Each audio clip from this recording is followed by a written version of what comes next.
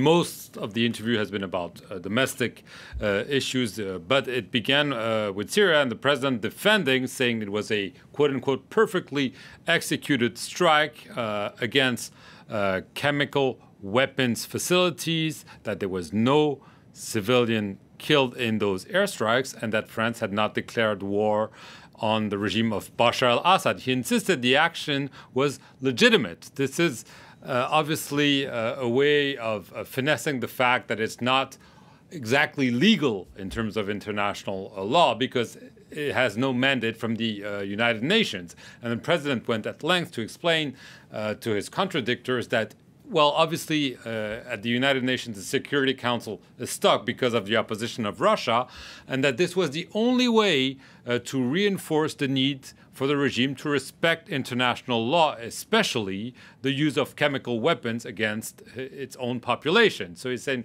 France, Great Britain, and the U.S. had to act in order to make sure that international law would be respected, because at the United Nations now there's a deadlock, and so this is why the action was provoked by the regime. And he also went on to say that he's hoping that now there will be maybe an opening for serious peace negotiations, including with Russia and other players in the region.